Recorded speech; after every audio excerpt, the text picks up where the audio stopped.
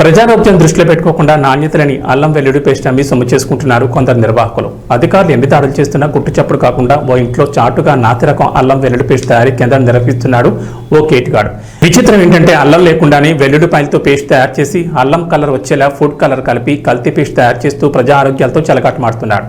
మేడ్చల్ జిల్లా మేడ్చల్ మున్సిపాలిటీ అత్వేలిలో ఓ పురాతన ఇంట్లో ఈ దందా సాగిస్తున్నాడు ఓ ప్రబుద్ధుడు. ఇదేంటని ప్రశ్నిస్తే మహిళా సంఘానికి సంబంధించిన తయారీ కేంద్రం అన్ని అనుమతులు ఉన్నాయంటూ బొకాయిస్తున్నాడు. ప్రజా నివాసాల నడుమ ఎలాంటి నాసిరకం తయారీ కేంద్రాలు వెలుస్తున్నా అధికారులు చూసి చూడనట్లు వ్యవహరిస్తున్న తీరు ప్రజలకు అనుమానాలు కలిగిస్తున్నాయి. ఇలాంటి అనుమతులు లేని నాసిరకం తయారీ కేంద్రాలపై అధికారులు కఠిన చర్యలు తీసుకోవాలని మేడ్చల్ ప్రజలు కోరుకుంటున్నారు.